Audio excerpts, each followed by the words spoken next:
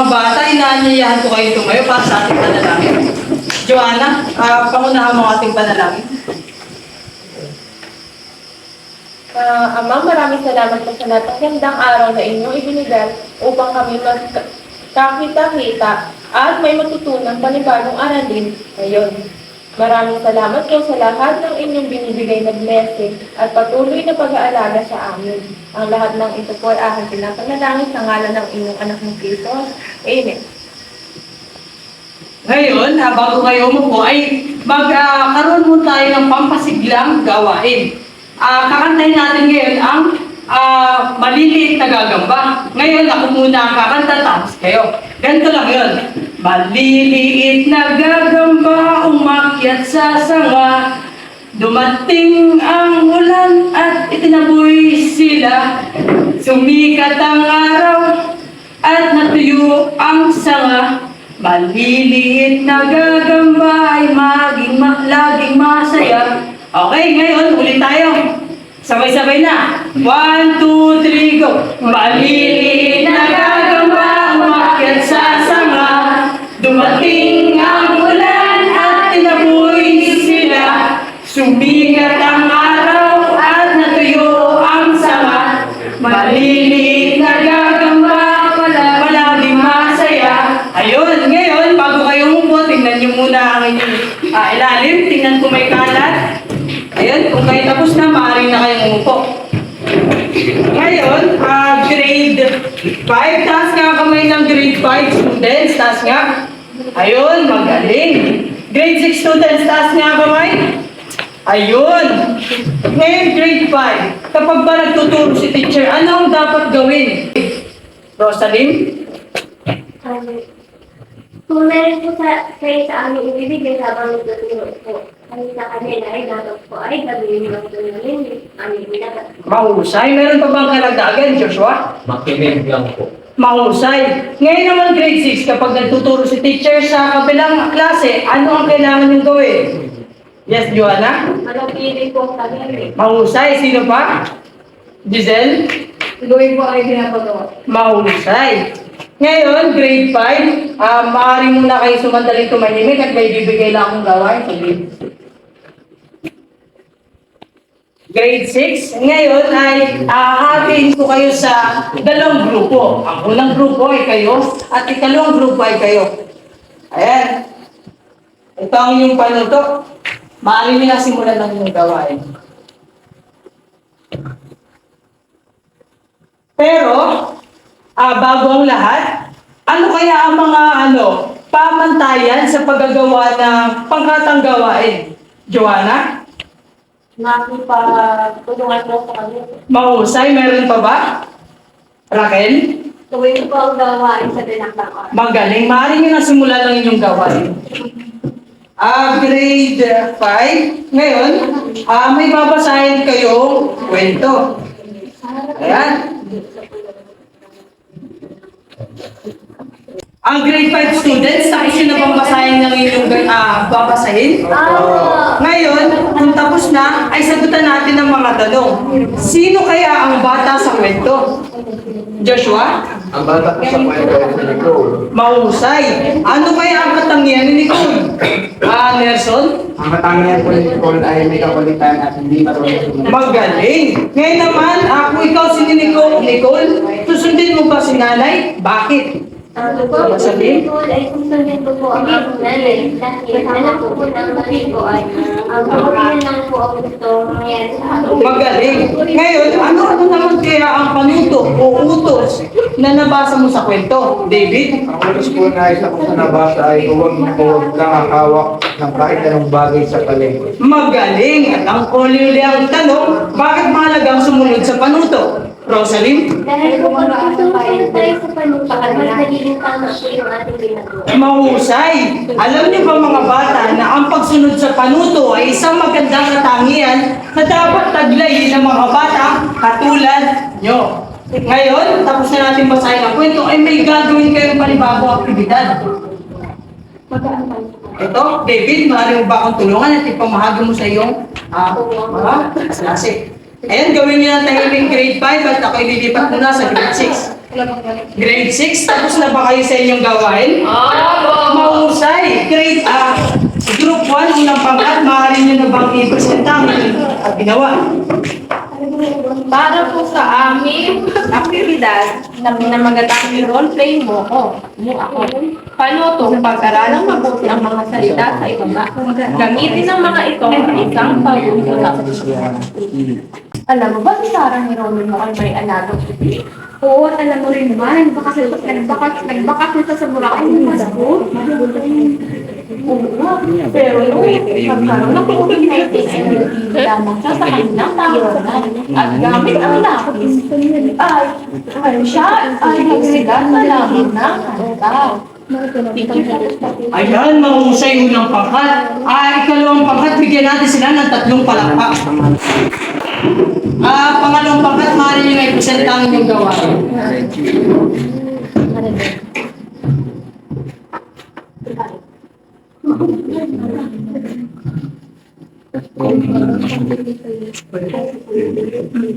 Para sa panuto, pumili ng 6 na salita, pag-aralan at gumawa ng isang senaryo na nag-uusap ang dalawang magkaibigan gamit ang mga salita sa loob ng kahon. Isulat ang gawa sa malinis ng kapatid.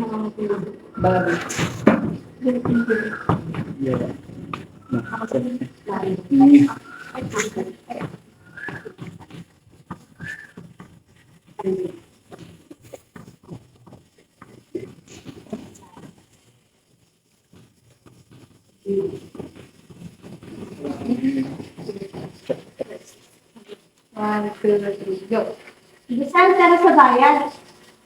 Sige, sasama ako. Pupunta tayo sa pinsan ko. Mag-aaral tayo sa kanila. Kukuha ko ng gatas. Bakit ka lang nandito? Ayun, napakahusay! Napakagagaling naman ng ikalawang pangkat. Bigyan natin sila ng 3 palakpak. Ngayon, dadako na tayo sa ating talakayan, grade 6. Pakibasa nga nung nasa unahan. Pangalan, tumutukoy sa ngalan ng tao, bagay, ayok, pook, at nangyayari, halimbawa, baso, kanan. Magaling. Alam niyo ba, grade 6 na ang pangalan ay maaaring ditiyak at tiyak. Pag sinabi natin ditiyak, ito ay nagsisimula sa maliit na letra. Samantala kapag naman tiyak na pangalan o ngalan ay nagsisimula sa malaking letra. Ngayon, maaari ba kayo makapagbigay ng halimbawa, iba pang halimbawa na alam niyo? Giselle? Para po sa tiyak ay aso, para sa ditiyak ay aso, para po sa tiyak ay bantay. Magaling. Sino pang pwede makapagbigay? Wala na? Ngayon, kung wala na, ay maaari na tayo dumako sa sunod natin topic. Pakibasa nga ulit, grade 6. Panghalip, ito ay mga salitang saya, niya, ako, mo, tayo, akin, iyon, at natin. Ayan. Ang panghalip naman ay ginagamit natin bilang panghalip sa pangalan. Gamitin nyo ang siya, niya, ako, or maaring dyan sa isang pangungusap. Ikaw, Mary Jane. Ako ay nagkaroon sa mundo. Mahusay. Sino pa, Giselle? Siya ay nakita ko kahapon. Magaling. Ngayon, ikaw, Joanna. Tayo ay tao. Magaling, mahusay. Napakaikli pero napakaganda. Ngayon, natapos na tayo sa ating talakayan, ay may gagawin kayo grade 6 na panibagong gawain. Joanna, pari mo bang ipabigay ko sa iyong mga kaklase? Ngayon, grade 5, maaari nyo na bang ibigay sa akin ng inyong sinagutan? At chechikan ko yan mamaya. Ngayon ay may gagawin kayong pangkatang gawain. Ang unang grupo ay kayo, at ito ang inyong panuto. At ang ikalawang grupo ay kayo, at ito ang inyong panuto. Ngayon, ano nga ba ang dapat gawin kapag mayroong pangkatang gawain? Taas nga ang kamay ng gusto sumagot. Rosalim? Ang aktibidad ko ay isang Mahusay, maaari pa bang dagdagan ito? Meron, David?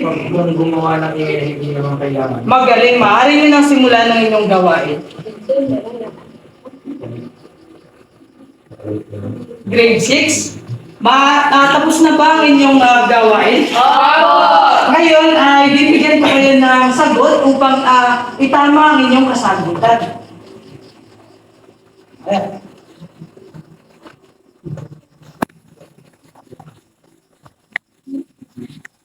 Ngayon, kapag kayo tapos na itama ang inyong kasagutan, ay maaari nyo nang ilagay ang inyong score sa ating chart.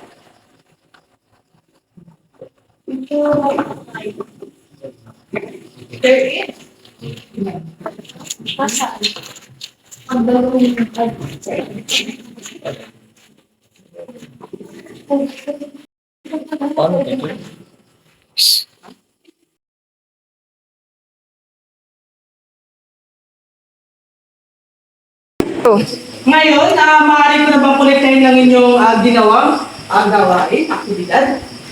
Ngayon, ano nga ba ang ating talakayan ngayong araw? Tungkol saan? Joanna? Ilalakay po natin ang tungkol sa pangalan at pangalan. Mahusay.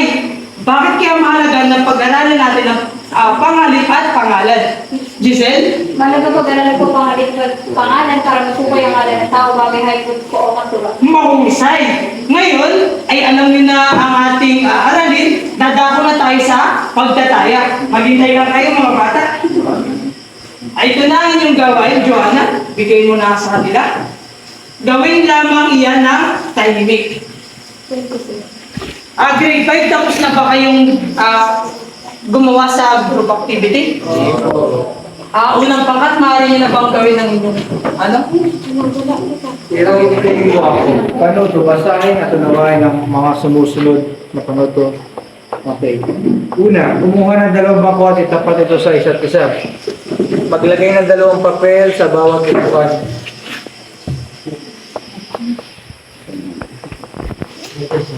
Dalawang papel. Okay, at patungan ito ng mabigat na bagay. Ikutin ang bangko ng 2 beses na hindi nahuhulog ang nakapatong dito.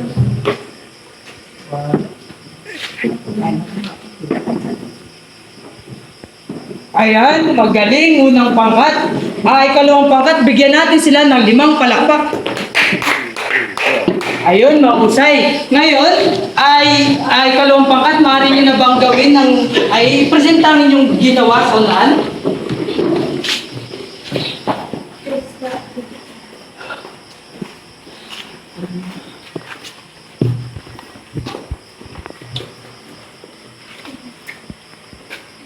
Ano to? Basahin mabuti ang mga sumusunod na talata. Gumawa ng comic sa pamagitan ng pagsunod sa mga Una, kumuha ng isang florera at lagyan ito ng tubig. Ikalawa, pumitas ng 3 bulaklak na may tangkay. Ikatlo, ilagay ang mga bulaklak sa florera at ang panghuli ipatong ito sa lamesa. Ayun, magaling. Ikalawang pangkat. Unang pangkat, bigyan natin sila ng 5 palakpak. 1, 2. Ayun, dahil tapos na kayo sa inyong pangkatang gawain, tungkol saan ang ating talakayan ngayong araw?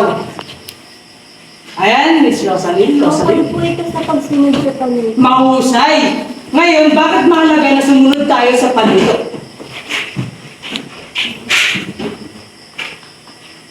Yes, Nelson. Mahalaga na sumunod tayo sa panuto upang hindi tayo mapahamak. Mahusay, magaling. Ngayon ay dadako na tayo sa pagtataya. David, ipamigay mo nga ito. Ayan, sagutan lamang ito ng tahimik. Maaari ko na ba kolektahin ng inyong ginawa aktibidad? Ngayon ay para sa pagtatapos ay bibigyan ko kayo ng takdang aralin.